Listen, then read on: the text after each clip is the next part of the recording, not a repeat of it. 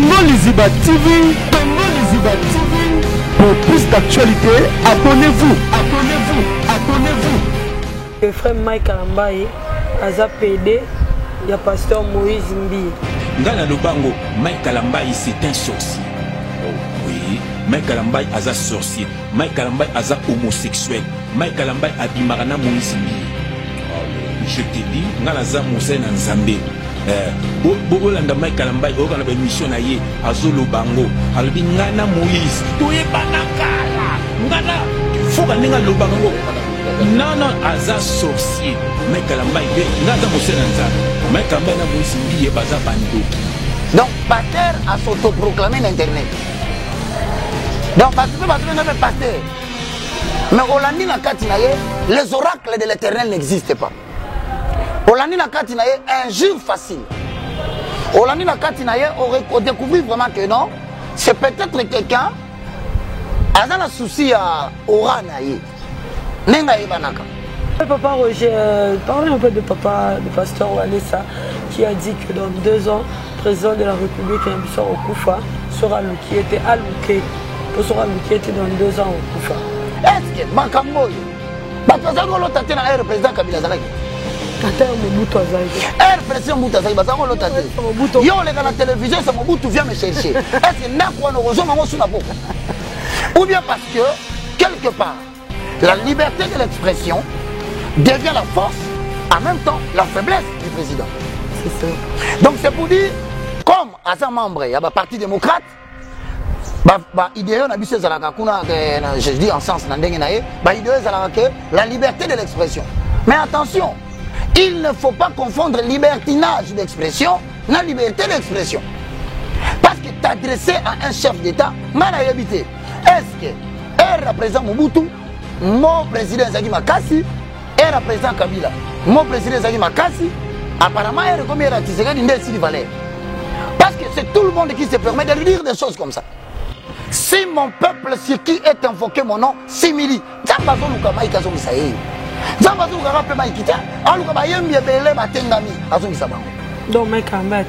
Oui, bien sûr. J'ai dit en public. Et Dieu disait même, jusqu'à ce que c'est ma souffle de vie. Mais on a commis déjà, c'est quand même assez pour que quelqu'un comprenne. Maman, nous avons c'est qui? Il y a des pasteurs au Congo. Ah, oh, il y a des rotants à Baguma Minine. Moi, quand on a bangoté à cause de courage, on a fait une nationalité. Parce qu'il y a eu des camions sur petit. Peut-être va éviter la banque. Pour discuter là. La vérité. Bango va comprendre et va respecter la biso. Pour moi, je suis passé là au Saint-Aki moi si yango. Parce que là on l'a dit moi si yango. Je les salue. Merci de savoir que vous êtes vraiment nombreux devant votre télévision sur Congo Liziba Télévision. C'est là votre humble servante Yvette Kalombo, la vôtre, mon méchac. Donc, quand il y a Congo Liziba Télévision, nous sommes là pour vous apporter de bonnes nouvelles, pour édifier le peuple de Dieu, pour la bonne humeur, la gaieté, tout ce que vous pouvez. Donc, Congo Liziba Télévision, pour la actualité, l'information sur votre toujours que vous a jamais déçu avec Congo Liziba Télévision. C'est votre humble servante Yvette Kalombo.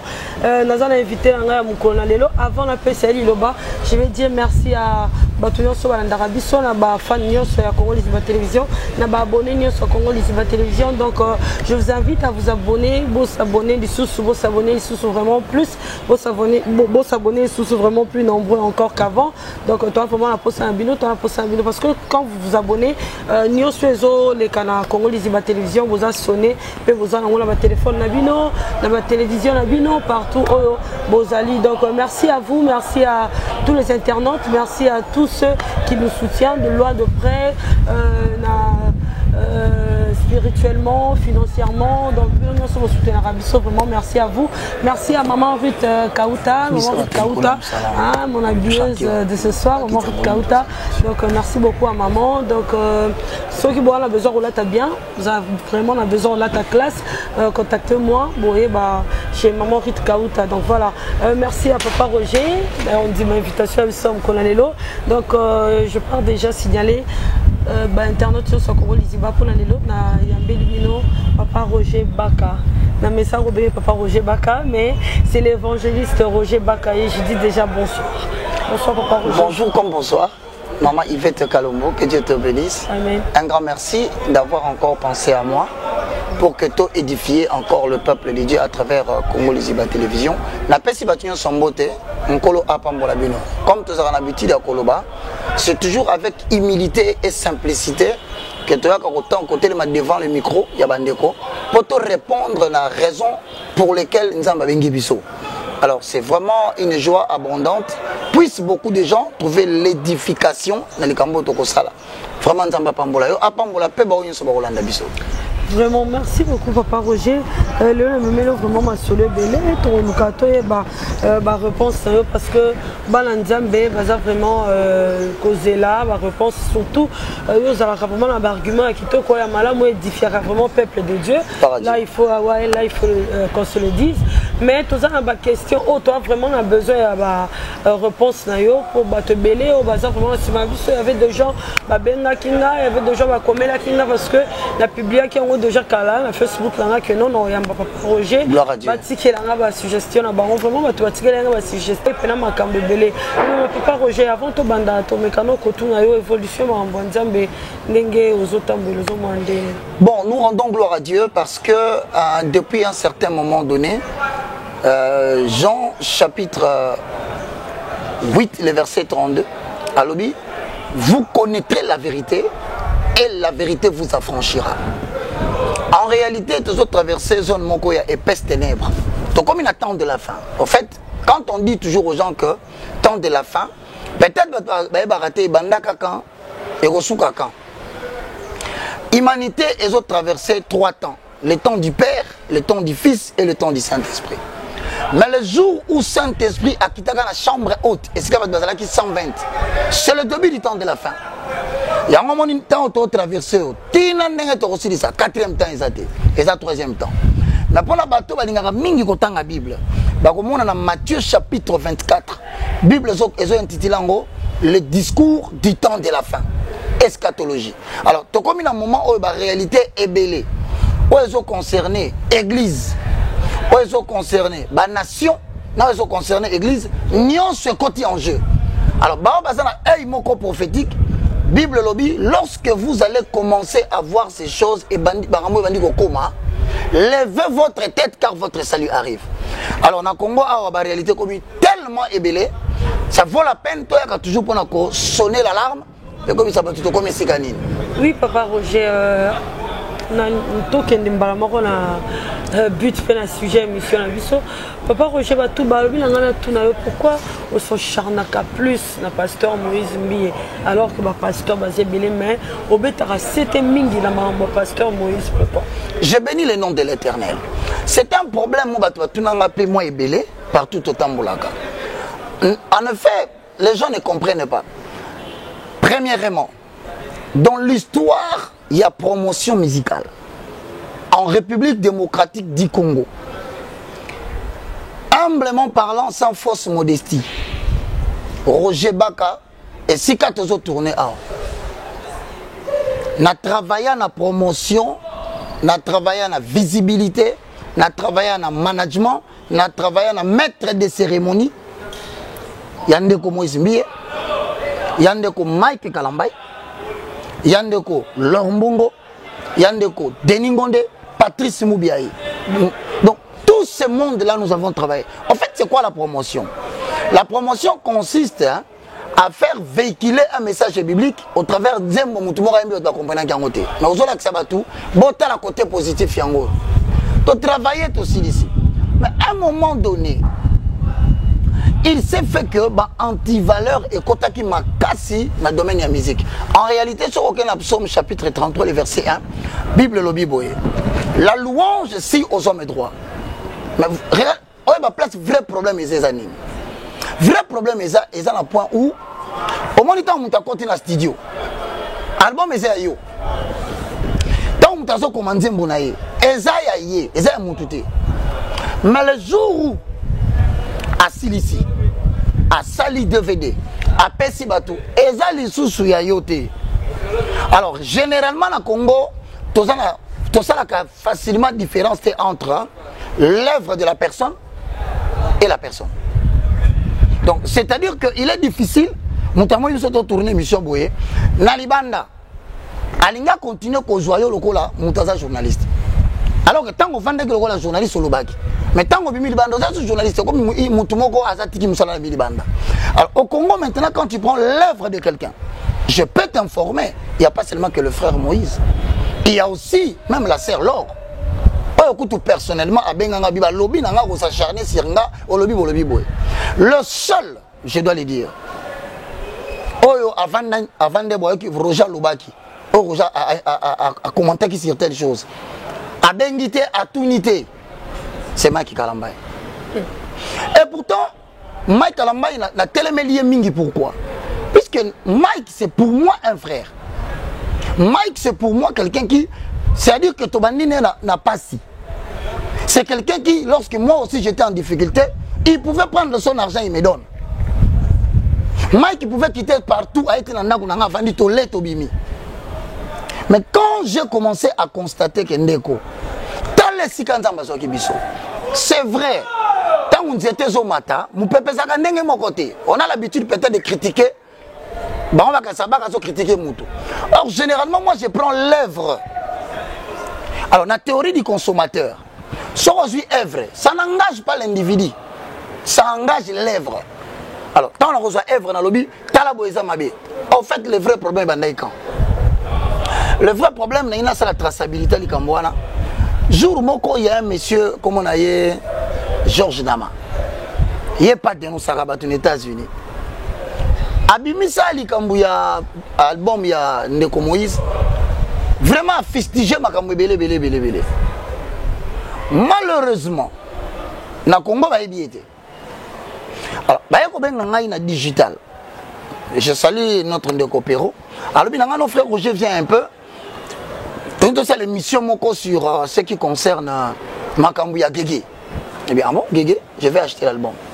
Bon, moi j'ai senti des perturbations au niveau des sons, Gégé, tout ça. J'ai dit, bon, qu'est-ce qu'on va faire? Ah bien non, on va analyser à la lumière de la parole de Dieu. Est-ce qu'il y a-t-il d'autres choses que tu n'apprécies pas? Effectivement. Quand on a continué, au moins dans mon kilo, maman il fait, faut que tu ailles baraque. Na moutou a sobé telo maboko. Na moutou a du courage ya koyebi saoli kambona misuke ndeko nanga. Au moins il kambo so sala, suka nango ezala mabe. Je préfère que tu fasses la vérité que tu critiques yo. Et pourtant, tu vas critiquer. Et pourtant, tu vas critiquer. Quand tu vas critiquer. Quand tu as une émission, tu as lobby aussi ici. Au lieu que Georges Nama a critiqué Moïse. Et puis la télévision, Roger Bak a critiqué Moïse. Na comment on a simananga na bon Dieu. Koye baneza mambebele. Soke utaki wapi mutumura bimisi ba audio. Moïse Mbi a Mbi Gégé. Mike Alambay a Mbi Gégé. Marie Missamou a Mbi Gégé. C'était même pas moi. Moi aussi j'ai vu ça comme ça. Oh, quelle est cette personne à comment mourir? Mais le col aussi les cas qui na télévision. Au sali émission na digital, bah là tu son autres. Je ne vais pas commencer à passer chaque fois la télévision pour dire aux gens non, ça sert à rien. Oh, il y a des gens qui ont été ayebi. Mais maintenant, le problème que nous avons réellement, individualisé, c'est qu'en fait, Roger Baka, depuis un certain moment donné, il est en train de travailler dans la restauration des valeurs spirituelles inversées. Psaume chapitre 11, le verset 3, n'a paraphrasé. Quand les fondements sont renversés, le juste, que fera-t-il? Psaume 82, 5 à 7. Ils n'ont plus de savoir, ils n'ont plus d'intelligence, ils marchent dans les ténèbres. Tous les fondements de la Bible sont renversés. Mais je vous avais dit, vous êtes des dieux. Vous êtes tous les fils du Très-Haut. Cependant, vous mourrez comme des hommes. Et l'ingolo baketo koti période moko, buzoba et koti na kata œuvre de Dieu à enseigne que na batu, il y a même des gens qui marchent dans la crainte de Dieu azali. Batu comme ko bim église en cascade, c'est Dieu qui perd. C'est le Saint-Esprit qui perd. Alors maintenant, quel est le vrai problème qu'on va Torobimi Sessi Kawana? Et là, Torobimi c'est ça que, à tout moment maintenant, on regarde la télévision. Même des journalistes qui nous posent la question. Je crois qu'à un moment donné, si on vérifie bien la télévision, on a une émission. naluki moyena ça la chaîne nanga pour que na éviter parce que ba réalité mususu ezalaki olobi likambo mususu batunaki question mususu muto internet a commis Roger Baka a poupoli Mike Kalambai a Samouissi Moïse Mbiye. Tu vois ce titre là. Quelqu'un peut ne pas avoir le temps hein à l'émission mais immédiatement na mutu na yalo binini ozo imaginer je me suis battu titre Roger Baka Samouissi Pasteur Sony mon père Roger Baka bimisi ba kisi ya walesa ngana bisi batu ya omoni ba star congolais chrétien ou pas chrétien balinga suma mo internet tipo yani biloko wana et pesa bango ko bang heureusement la Congo ici bato tsara sujet eza vérité. Non mais je te félicite. Moi je te félicite. Tu vois je me suis permis ngaku na bengi so na bi ah maman mais to ba ki to tourner c'est pour dire autant que ba titre wana énervé ba tebele et lukelinga ba problème na tangolo ta 2 ou 3 problème moko ça qui c'est là. Non, c'est faux. Moi, je n'ai pas dit ça. L'année Misobie, je n'avais pas dit ça. Yami Balé, pasteur Wale Sakabundi. Il y a quand les gars tellement magasi qui a les 4 la chaîne dans l'église. À lobby. Après, mais papa, vous avez vu quelque chose. Il fallait regarder à l'intérieur. Ah non, mais non, on n'avait pas regardé. Et les qui? Quelques temps après, je salue ma maman Emi Koutino. Ben, bon nombre de gens ne savaient pas que pour moi, maman Emi, c'est une maman. Maman Benginga a siliki nabite maman. So moni makambo internet a publié makambo mingi ya lokuta. Eza kutunga na boyi tena batu pe balandaka ba boyi. Ba bi frère, si ça continue comme ça la chaîne na yo pour éviter un conflit inutile. Bon, on ne peut pas condamner l'internet et le cognon ce qui est bandit, ils ont des déviations, on a des erreurs. Mais en réalité, un problème personnel. Je vois que totalement sur internet, tout le monde soit disant pasteur Mourami Benga pasteur, Babé CJF, lobby donc a craché sur Bassa Nzambe. Tout le monde a repris le Lobaka, le Lobarame, le Lobaranayo, Makabo est spirituel, mais jamais le Loba la télévision, il est genre Nani Moutona lobby que frère Mike Kalambai a PD, il y a pasteur Moïse Mbi. Selon yo évangéliste Roger Baka. Je vais d'abord commencer à corriger quelque chose. Le travail de la dénonciation, c'est un travail objectiviste. Toujours poursuivre un objet. Et les subjectivistes, toujours courir derrière les individus. Ça veut dire qu'il ne faut pas confondre diffamation, parce que comment ça n'a été? Il y a dénonciation. Encore risqué de verser un esprit critique, on va attaquer un individu, même si on dit que non, on va attaquer des gens. Alors, on ne peut pas dire internet avant Toko Tango. En tout cas, on a trouvé entre guillemets beaucoup d'hommes de Dieu à l'intérieur. Donc, pasteur a s'autoproclamé l'internet. Donc, tu peux pas dire pasteur. Mais au Landina Katinaye, les oracles de l'éternel n'existent pas. Au Landina Katinaye, injure facile. Olandi na Katinaye aurait découvert vraiment que non, c'est peut-être quelqu'un a un souci à aura naïe. Nenga ebanaka. Bon, a son supporter à Bungate. Alors il faut créer quelque chose pour maintenir yon Katikati Abatu. Avec tout le respect, je suis en train de te dire que moi personnellement, nga na finga mapande quoi. Na finga mana ki muke nanga na matoi nanga na muyibi nanga bon heureusement nga pena ba ke na sa matoi bilai na konda na sa kamabe. Alors j'ai pris ça comme un compliment. Na bino ah bon il m'a complimenté négativement, il y a pas de problème. Mais je pense que il faut pas faire la confusion. En tout cas, je l'ai dit avec beaucoup de respect. Na yé na bandeko ya lobeli. Il faut savoir faire la différence entre dénoncer. Je vais te dire par exemple un fait. Moi je regarde dans un clip. Je vois pentagramme. Mabino no pentagramme oyo ezali bellement ya ba Illuminati biso to zabata Israël avec les biloko oyo to vanda kesika mokote. Je critique un fait et toute personne a la démarche scientifique alobano ah alobeli eloko oyo. Alors à toi de donner des raisons et de te justifier.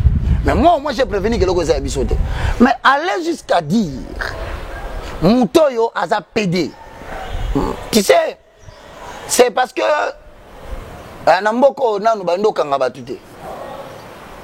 ça, il a versé dans la diffamation.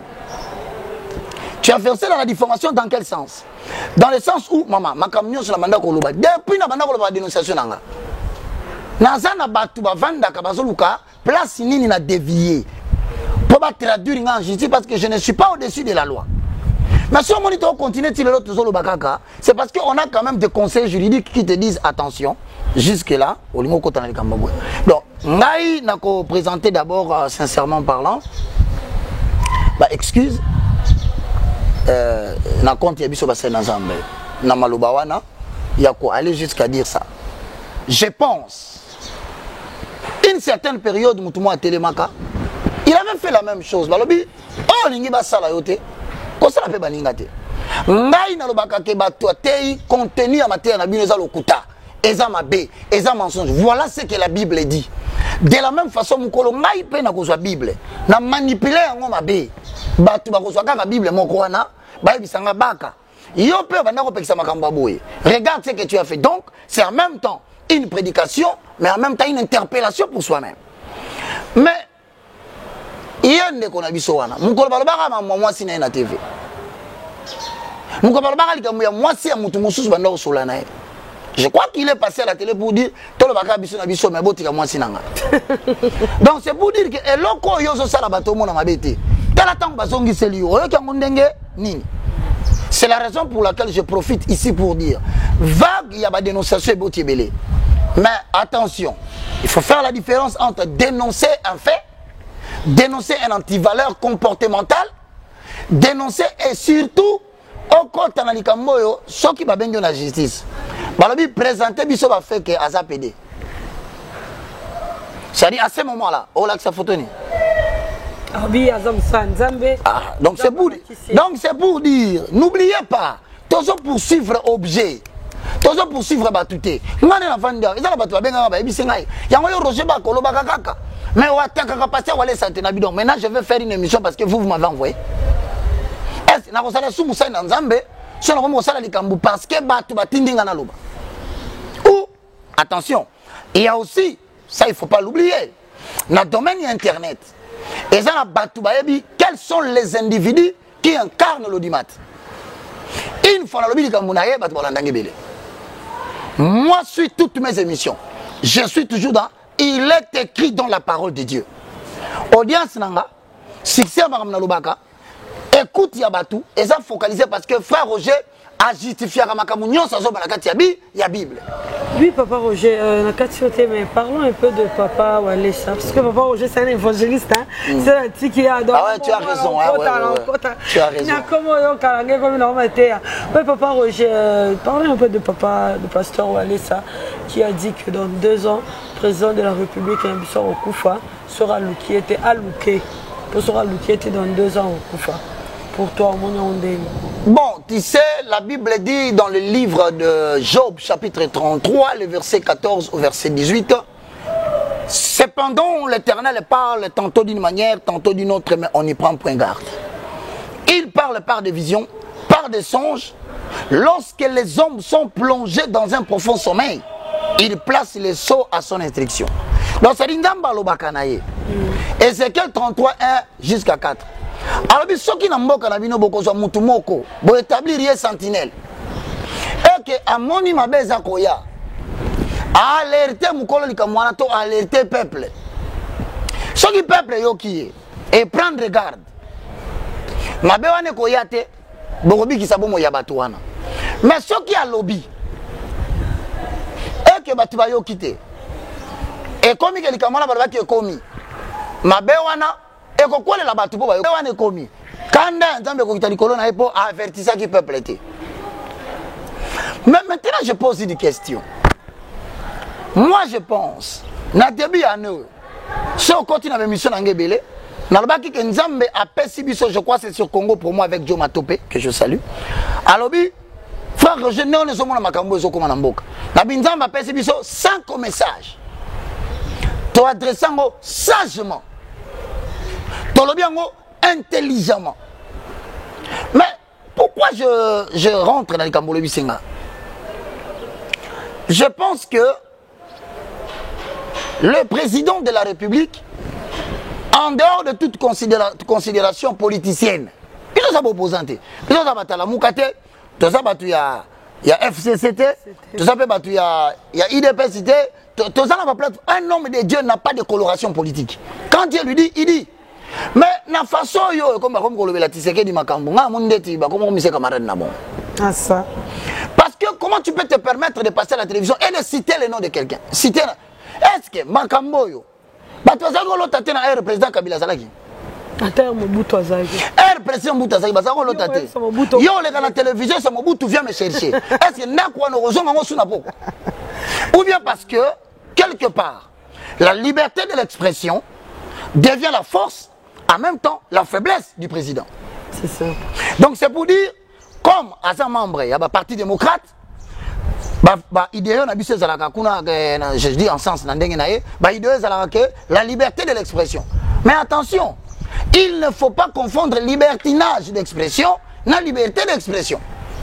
Parce que t'adresser à un chef d'État, est-ce que le président Mobutu, mon président Zaki Makassi, et le président Kabila, mon président Zaki Makassi, apparemment, il est comme il a valeur. Parce que c'est tout le monde qui se permet de lui dire des choses comme ça.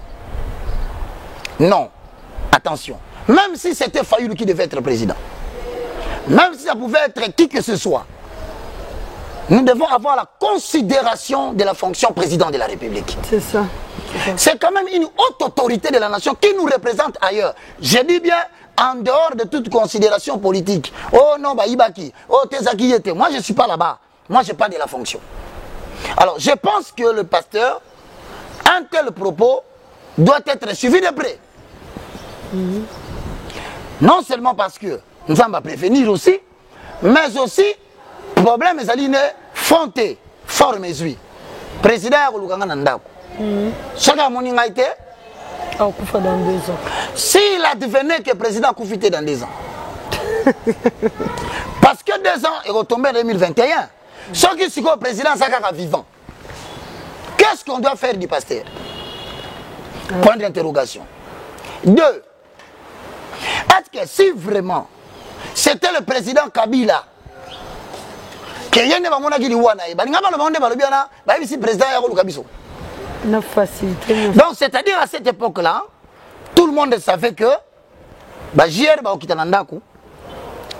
En tout cas, Nandaku est la vide. Bon, c'est ce que j'étais. Bon, c'est ce que j'étais. Pourquoi?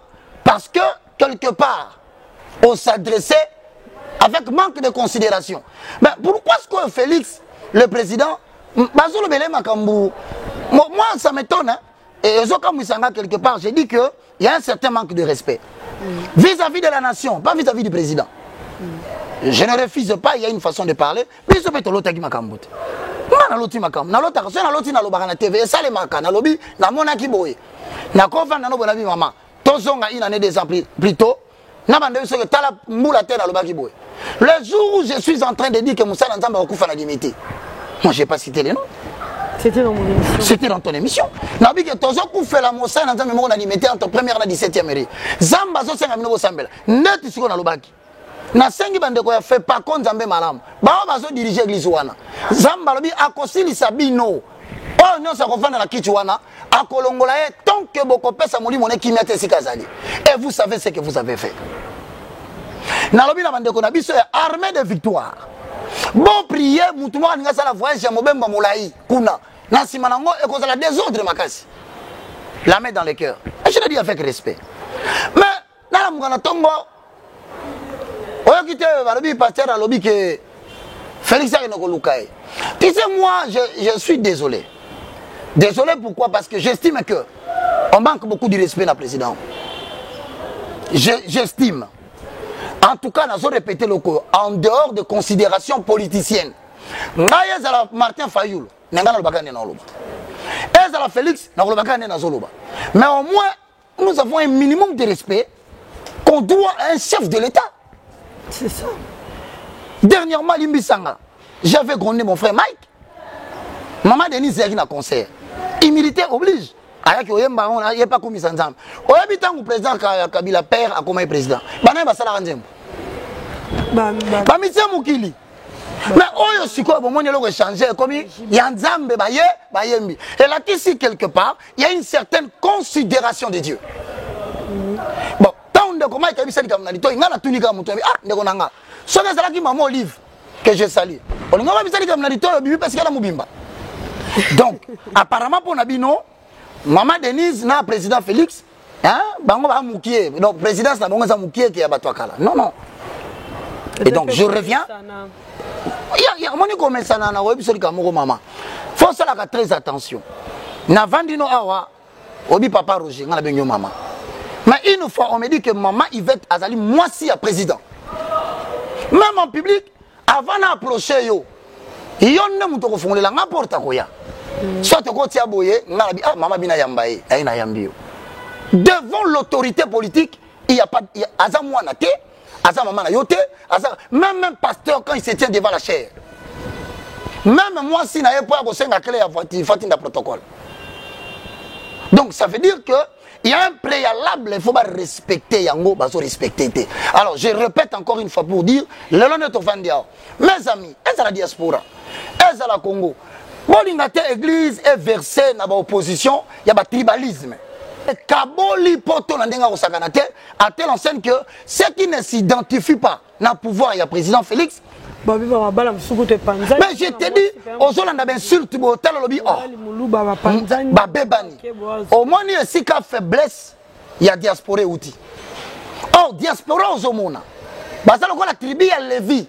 Basaki na mabelete, basaki na ndakute, musala bango saki ka ba travailler pour na ko garder relation entre ba les Israël. Diaspora aux homona ba olesa Congo. Bazolesa ba famille na kati mboko yo. Alors, Nzamba linga utiliser bango bata diaspora wana. Akobimisa mutu moka munene na kati na bango.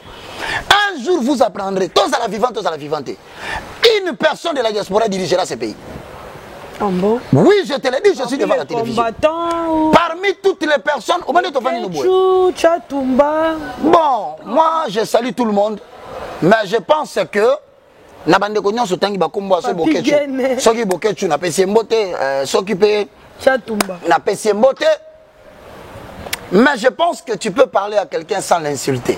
C'est ça, c'est ça. Je pense que tu peux adresser un message à quelqu'un sans l'insulter. C'est ça. Moi, je dénonce les antivaleurs. Mais en tant que comment moutouté, na finga, na défaut, na lobanon. Et vous savez, tous ne sont pas bourriques. C'est ça. Il y a des gens quand même bien éduqués à partir de la façon dont on parle. Nature n'a pas de mais batu basanga ba reproche à 40. Roger Sokozolo balobaka malembe, ozo ganga makasi. Ça dit qu'il y a des gens qui n'apprécient pas au seton. Mais ça n'a remarque, je m'efforce dans la mesure du possible hein, na diminuer. Mais oyo komi ke mutalamuki na tongo moi qui te parle. Na lamuka tongo mo boye na moni na Facebook. Batindelenga image. Batie photo na nga na se ba komi de kolo Roger Baka a dit que le président de la République était magicien. Et il dit. Dans la mouille na tongo, je ne me suis pas dérangé. Je n'ai pas eu téléphone, je n'ai pas caméra. Je n'ai dénoncé ce type de comportement. Moi, je n'ai jamais manqué de respect à mon père. S'il y avait des choses à lui dire, je lui disais et je me limitais là. C'est pour dire autant. Comme combat na bango politique. Et d'ailleurs, je profite de l'occasion pour te dire, si on Mike a s'affiché trop tôt na ba politicien, na ndako qui s'est atika ko s'attacher to la maman Denise parce que j'étais en train de le prévenir. Batu ba ko bundisa yo ko kanisa teza batu ba ki sola libala na yo. Tout le monde a des problèmes dans son mariage que personne ne mente. C'est ça. Certains en ont de plus graves mais parce qu'ils vivent la carte hypocrisie. C'est ça. Mais batu ba attaquer Mike en grande partie. Ce ne sont pas seulement des personnes qui ont été mécontentes de son comportement, tout le monde peut commettre des erreurs. Mais ça bateau balingaka régime ils ont le pouvoir te. Le roi mamona qui permet la bio le roi tozi occasion. Zela to sambisa osikoyo na place ya moto yo kila ko pesa mbote wana. Donc va considérer beaucoup plus comme un politicien qu'un centre de Dieu. Alors, maintenant il faut seulement prendre des distances. Au moment où makamanga le kanango et koleka pourquoi parce que au sali erreur au bâtiment sur basala kanavi. Maman des fois tout le bapé ba vérité musuto vanda. Est-ce que quelqu'un peut prétendre aujourd'hui na Congo awa? Hasard parfait. Dit que non, désaboué, Batou, Basalaki, Et que non, ne pas mon qui Mike Azala qui s'afficher plus en politique, bah Luka ba ça vous c'est ainsi mais Mike to moni plus c'est ça bah tout est ça na katanda kuna. Non, moi je te garantis maman. Moi si Azala qui okoki kotala na likolo ba teye mabe. Okoki kotala likolo mai. Au moins ba vague zo salema. Eza makasité. C'est que na se muzindo mai wana. Vague makasi ezali. Ce que tu as vu de compagnie la salle, c'est l'apparence. Au moins, il y a le Walibanda. Mais oh, Salama qui n'a pas pour Abimaloba. Boye bien monté. Et moi, je te garantis, profitant de cet acte. Au moins, Zamba Bisaki David Boye. Mais moi, je ne vois pas qu'une femme mariée. Je viens. Je viens. Je viens. Corruption Zambongote. Bah, quand je fais pas mon tour, parce que yoka sikoyo mutu akobeta yo mbata bato bazotala mbata bamoni menga na sima nazo ebisa yo Yvette omoni mbata babeti yo wana en tout cas so ofandi nie omoni kwa zoba yo géré na bakiso ofandi penani ya desino na elongi o fongoli siko bunoko après na biso non il faut répondre. Il y a toujours des catalyseurs qui profitent. Attendez au moment où on a le baboué. Il y a aussi des personnes qui vont profiter de ça. C'est ça. Et ça, c'est là. Et ça, un jour, je vais sortir comme Baba, donc attendez-vous que et ça, c'est la carrière de ma vie. Mais, nous sommes Mike, dans le sens où Mike, tant que bandi, Ezali Kambangolu, Ezali Kambangolu, Nazungolu, na Misona Nzambe. Moi, j'étais là dans la promotion. C'est moi qui ai travaillé à la RTA. C'est moi qui ai travaillé l'album. Tous les concerts de Mike, j'étais là. Mais pourquoi est-ce que Mike a un problème période en été? Et regarde Bimakate. Les lois Zali Kambouya, Zambazo Luka Mike. Comme il avait dit à David, moi, Nanayo Salomon, n'a pas nié. Mais n'a pas nié, t'es pour ma belle madame Rosala. N'a pas nié parce que yo papa naye, au laki singa bolinga kotongela ngandako. Mais parmi les rois qui se sont mal comportés, Salomon avait 600 femmes et 300 concubines. Ça fait 900. Alors, pourquoi Nzambe a soutenu Rieti Nasuka? C'est parce qu'il avait fait la promesse non pas à Salomon, mais à son père. Mais ça veut dire autrement dit. Et ça n'a pas peut-être avant Mike Nalibotana. Oh, c'est que Yepe a l'andiga Kanzela le Kolam Salanzam. Mais comme les gens ne savent pas que plus ozo mata, plus vous pépez à ma casse. Alors, diable a coupé le calibosophie de prière. Yami Balé a constaté que Akatayolien n'a pas influence positivement dans la vie de prière. Lorsqu'il aura atteint ces deux objectifs, il va frapper. Alors, quand il frappe, les gens ne comprennent pas. Dans la Bible, maman, il fait ce qu'il a utilisé. O samwisa musana nzamba bungaki po nzamba lakisa ye ke alimbisi ye ayoki tanga so fukama ayoki tanga so senga pardon nzamba kobeta ndeyo po lakisa ye ke omoni nalobaki na yo d'un seul instant si tu te tournes vers moi selon 2 Chroniques chapitre 7 le verset 14. Si mon peuple sur qui est invoqué mon nom s'humilie, Zambazo Luka Maïka Zongisa ye. Zambazo Luka Rape Maïkita, Aluka Bayembi Bele Batengami, Azongisa Bango. Donc Maïka Tengami. Oui, bien sûr. Maïka Tengami, pourquoi? Maïka Tengami parce qu'à un certain moment donné, si tu regardes les chansons de Mike, Tobandi Nangolu, Naneto Komi Lelo, on va sentir que quelque part, il y a une musique qui l'a amené à l'aimer, à le faire, parce que ça rapportait. Alors que le contenu de ces chansons ne sont plus ce qui était avant. Et ça fait que Mike est mon côté. Va continuer à Makambo.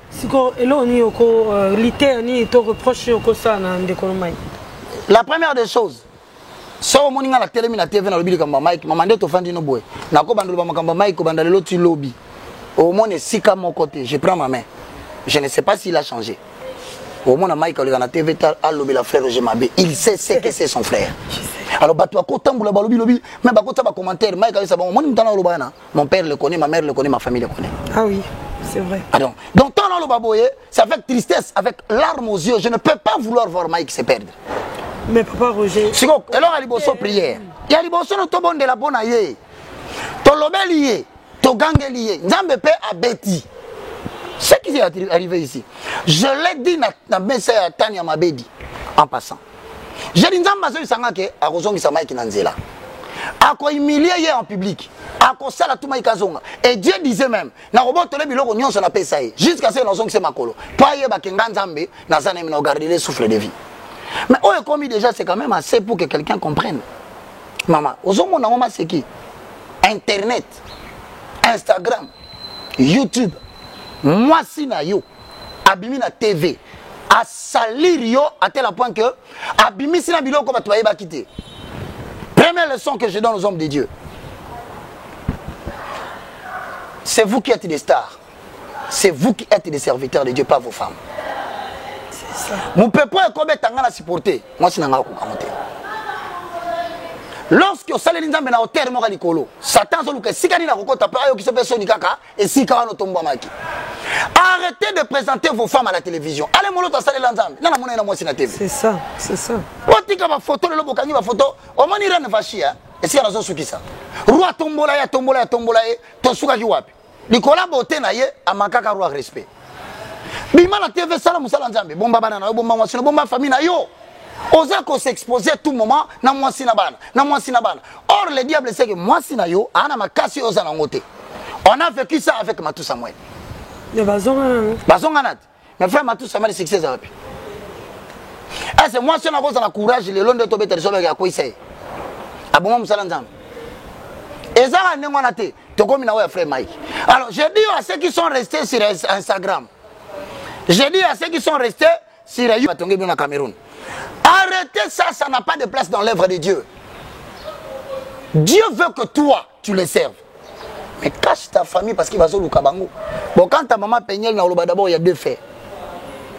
Premier fait, je dis, c'est lié à l'âge.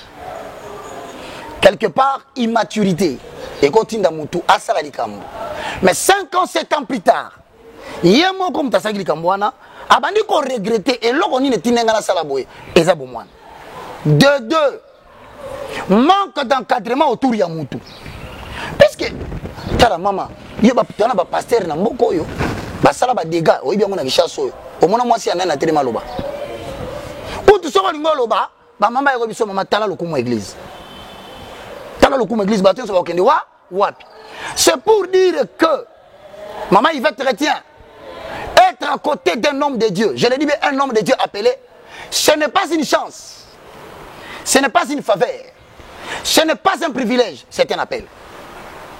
Ce qui ont forcé au quota, au Séa Bolingo, il y a un Zambie et au Bois Kolibanda.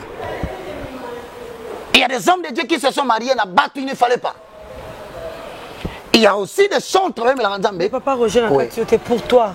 Mariage, il y a un déconnant, frère Mike Kalamba, ils ont raté, toi, ils ont un espoir quelque chose.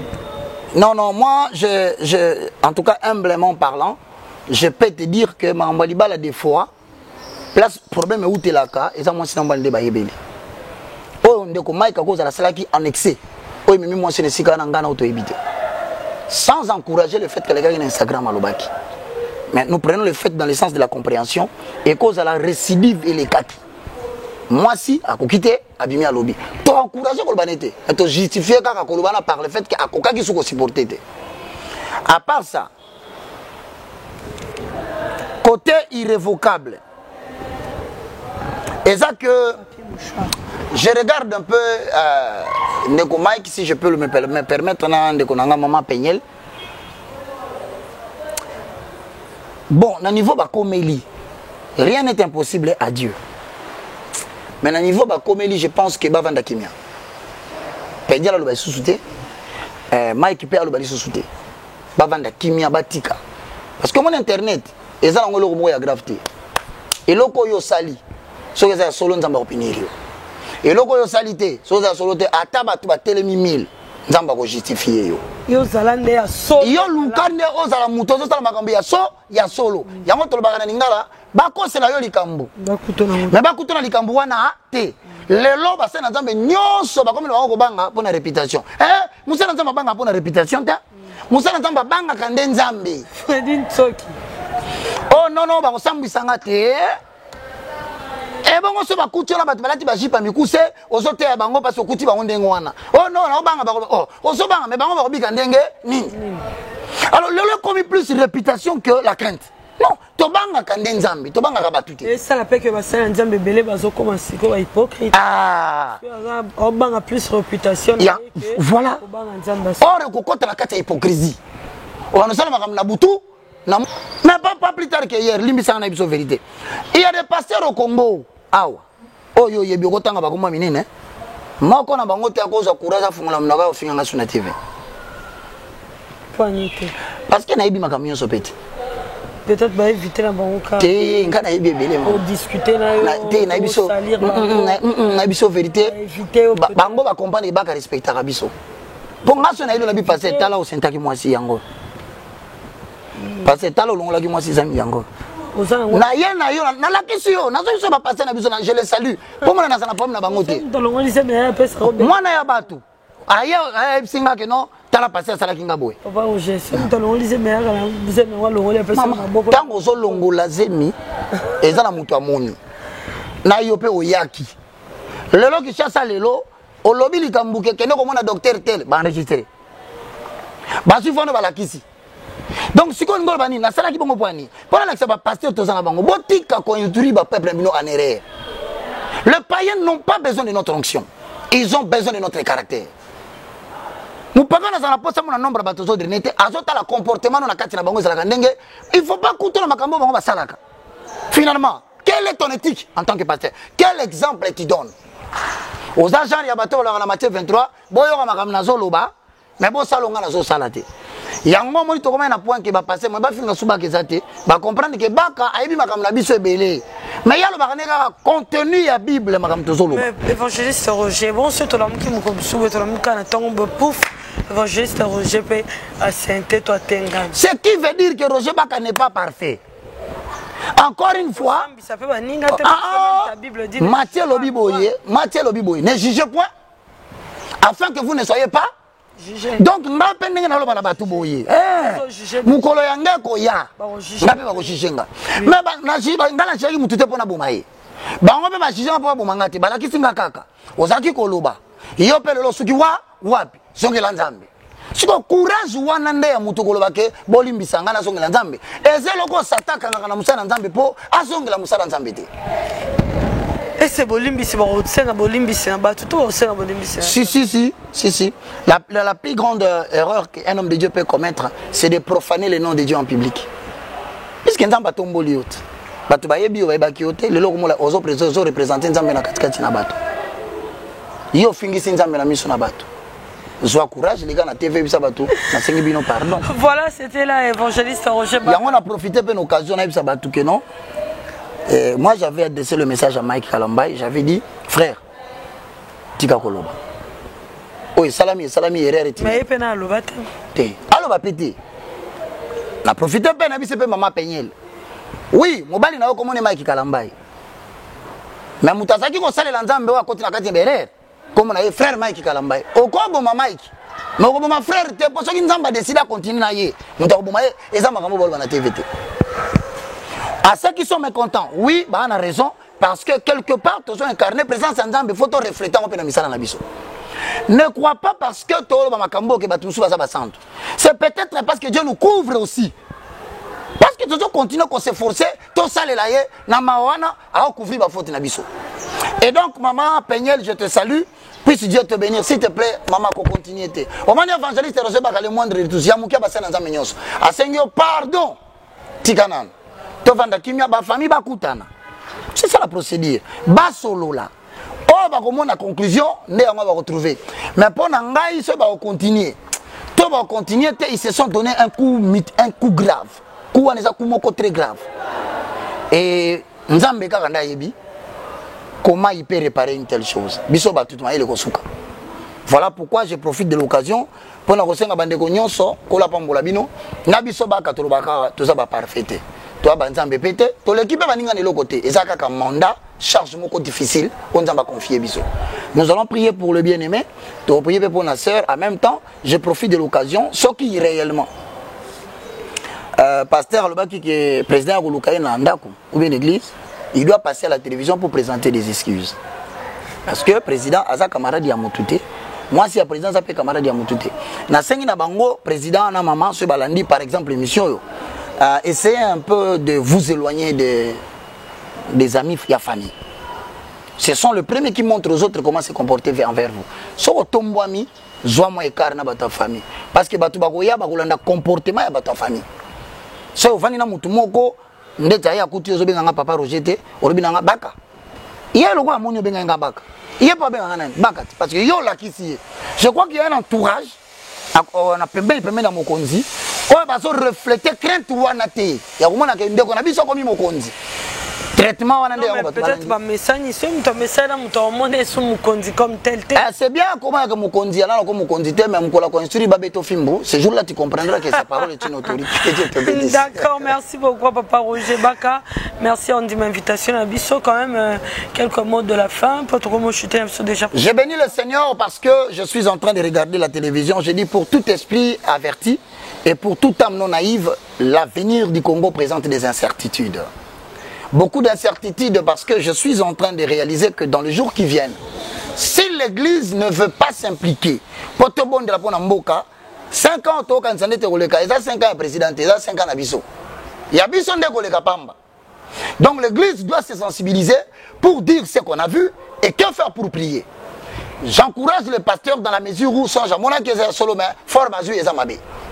La 5 diaspora, pardon, botika ko se diviser. Botika makambo biso za batala muka, botika makambo biso za batu ya fachi, to za batu ya FCCT. Baso ni ngaba diviser Congo mais bani ba utiliser tribalisme pour na ko panza Congo et quoi affaiblir bande ko na biso diaspora. Moi je vous dis que l'Éternel a suscité quelqu'un. A commis ma 4 na bino. Même après, attends sur 5 ans, attends sur 10 ans. Un jour bokomona malobo e kokokisama. Nzamba pesa bino makasi, nzamba batela bino. Au nom de Jésus-Christ de Nazareth, c'était le moindre de tous, le plus petit de tous les hommes de Dieu. Si en un point, je vous présente des excuses. Pour tout contact, mon temps 00243 90 79 66 785. Donc deux numéros dans la WhatsApp au Kozwanga ou carrément pour la boba place na sala ka monsieur Belete na sala ka émission soki na sengi mama Iveta kolinga ko pesa ka émission na tango pe na évangéliste Roger Baka TV pour ba pe ba mona quand même que na travailler ki na e na kata chaîne na pesi merci nga na encourager yo. Et je sais que Moussa Lotozo ça les a passé. Il y a des gens qui peuvent se mettre à t'attaquer. Il y a des gens qui peuvent se mettre à te critiquer. Sache-le une chose, Mama Yvette. La critique est facile, mais l'art est difficile. Oh, zo salo, so ils pété, mais les bâtiments sont basaliants. Mais bah on a bazo coca coco ma place sur commater. Seule façon de blesser les à critiquer. Alors ne prête pas attention. Regarde à l'Éternel qui t'a appelé. Que Dieu te bénisse. Merci Papa Roger. Voilà, merci beaucoup à Papa Roger. Merci vraiment. Ça nous va droit au cœur.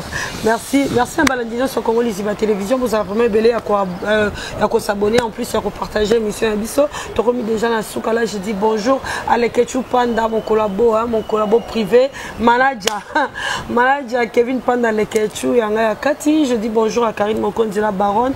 Tu me manques vraiment. Je dis bonjour à donc mon vieux René Mabiri 26 ans en forme.